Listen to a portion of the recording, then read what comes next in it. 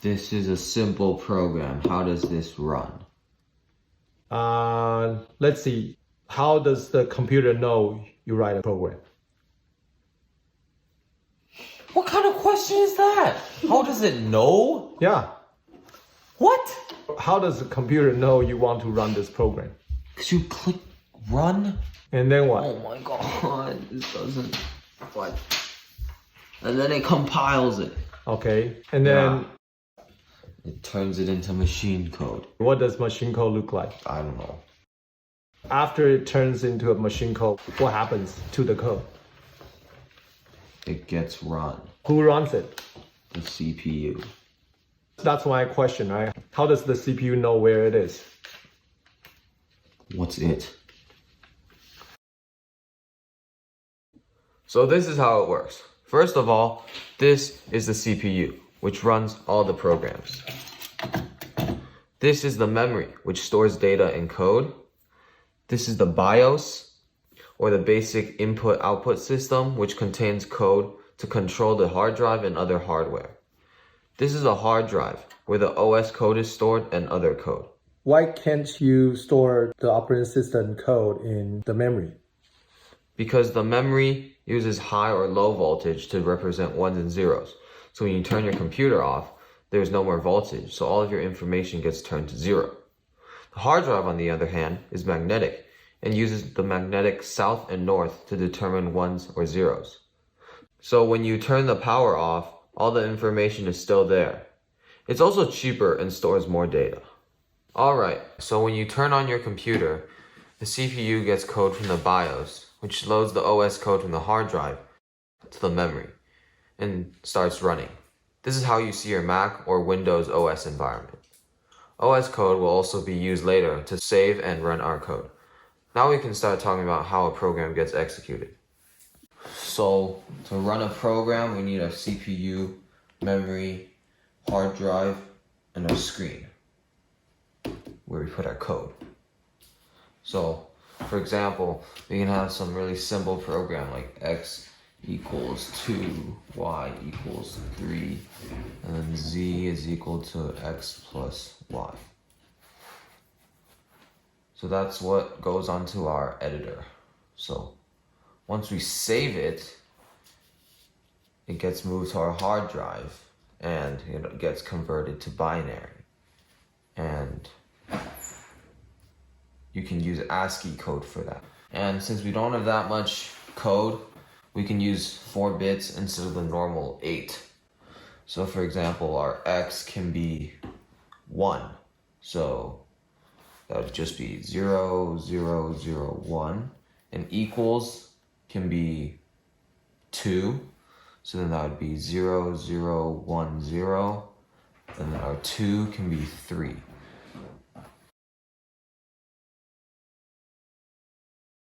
And the 2 can be 6, so that's 0, 1, 1, 0.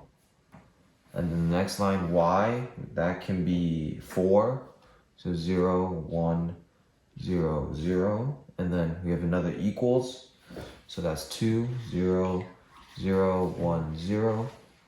And then the 3 can be a 7, so we have 0, 1, 1, 1. And then we go to z. And our z can be a 3, so that's 0, 0, 1, 1.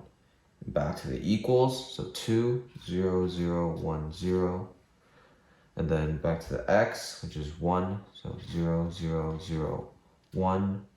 And then plus can be 5, so 0, 1, 0, 1. And then back to the y, which is 4, 0, 1, 0, 0. So that's what it looks like after you save your program and it goes to the hard drive. And what's next? Do we just load this program and into the memory and start running? No, Well, why is that? because the computer cannot read the source code because the CPU isn't designed to do that. It takes too long and it uses a lot of memory. So it needs to be converted to assembly, which can be understood and executed by the computer. Oh, okay. So we need to turn this code into assembly code. So here are some commands for assembly code. STR or store copies from a register to memory. What is register? Registers are small boxes of memory in the CPU that store things. Oh, why do you need that memory in the CPU? Because it's faster than going to the memory and coming back and keep on and doing that thousands of times. Oh, okay.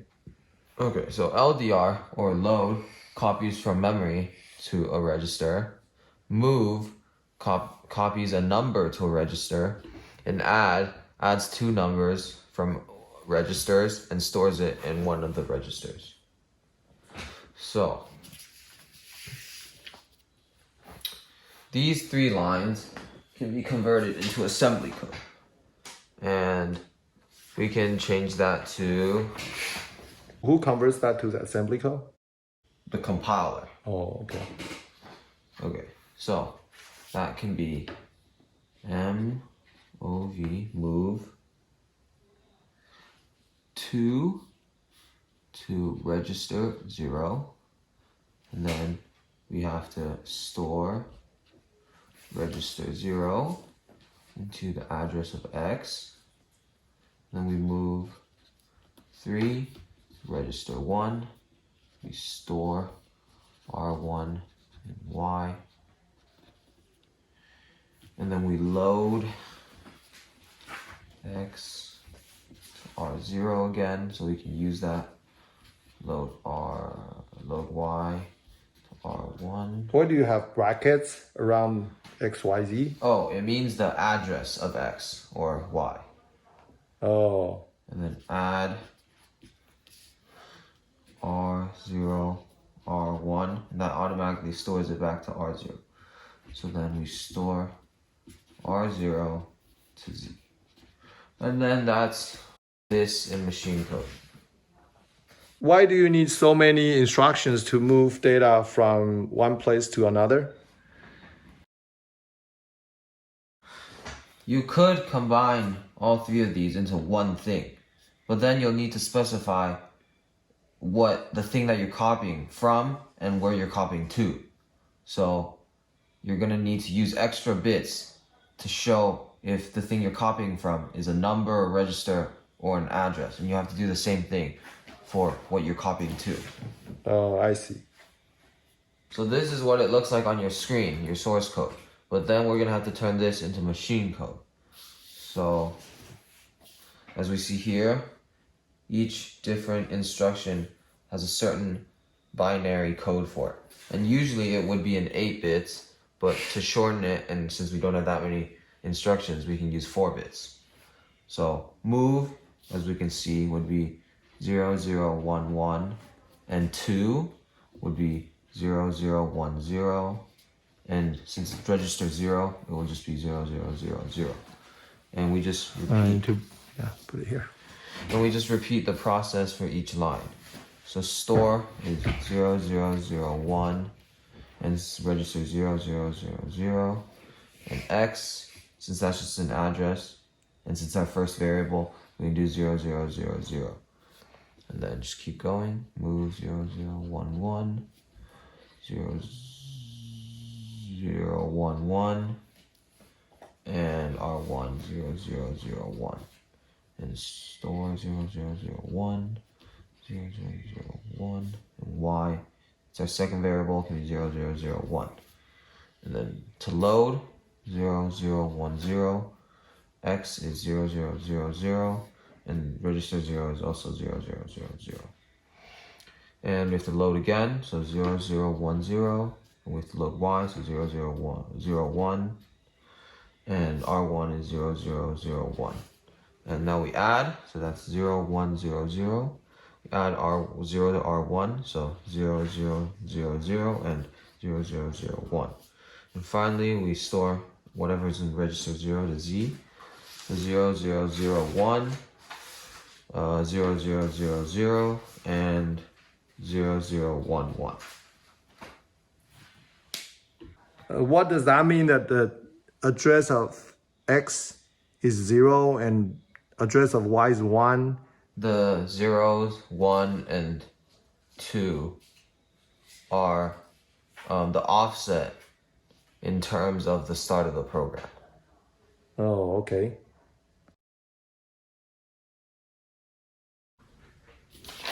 So after we turn this into binary, we're also going to need to add some extra binary at the top.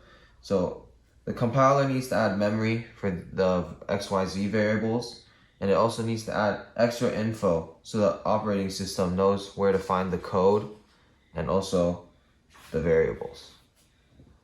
Okay, so at the top, we're going to add 0, 0, 0, 0, 0, 0, 0, 0, and 0, 0, 0, and that's for the X, Y, and Z, 4 for each. And then, since we have a data segment up here, the data segment right here, the compiler needs to add some extra binary so the operating system knows where to get the code and where to get the data. So for the code, first we're going to do the code 0010, and the 0010 means that the following is where the code is. And for 0001, that means the following is where the data is. So we can do the code first. So 1001, 0011. So this thing means the address where it needs to copy from. So all of this is in the hard drive. So this would be in the 1001. And then copy 2. In the memory, we don't need these 2 lines, so it won't need to add the memory this amount takes up. So that's why it's less than this. So we do the same thing for the variables. So this 6 means the data start from byte 6? Yeah. Okay, 0, 1, 2, 3, 4, 5, 6. Okay, so this is your X, right? And then the 9 means the data start from byte 9, right? The code. Oh, sorry, the code start from byte 9, Yeah. Okay. And then, so this is where you gonna load into the main memory? Yeah. Oh, but this is offset, so Yeah. that's why it's 0. And this is 3 because you only load starting from the data. Yeah. So this is 0, 1, 2, 3. Okay. So the OS copies your data and your code line by line into the memory. So it will be like that.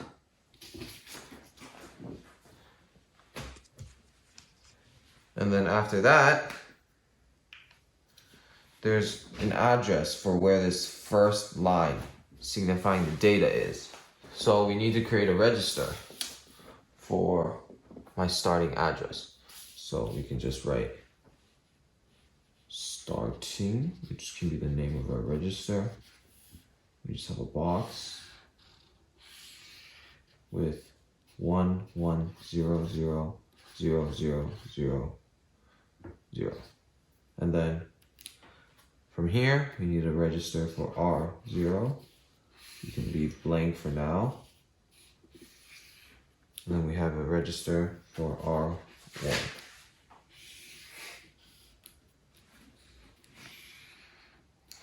And then we also need an add.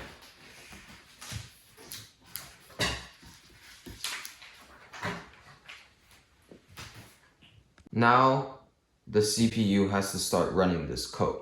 So the OS sees that the code is offset of 3. So it looks here, and that's the starting, which is up here, but you want to run the code. So you go to this plus 3, which is here. So then you start running this batch of code. So that first line means we move 2 to R0. So move 2 to R0. And there are wires connecting the CPU to the memory, which pass the electrical signal. So that's often depicted as this, which is low voltage, and then high voltage, and low voltage, and so on. And the same thing for here. Okay, so this next line is we're moving R0 to X. So store that value there, and then we just keep going through. We move R3 to R1, and then we store R1 in Y. So the signal goes from here to here? Yeah. Oh.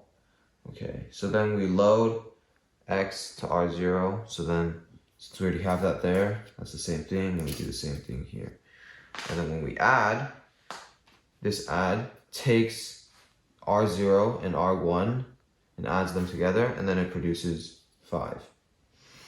And then after that, we store, and then after that, we have to remember it moves back to R0, and then it stores R0 in Z. And that's how a program runs on our computer. To recap, we will start with our screen. So all we have right now is our screen. When we click save, ASCII code is generated, and there's also wire connecting these. And once you compile, assembly code is generated, and the binary for assembly code is also generated, alongside memory for your data and some extra info that's going to be needed later. So when you run, the OS copies this code and the variables into the memory.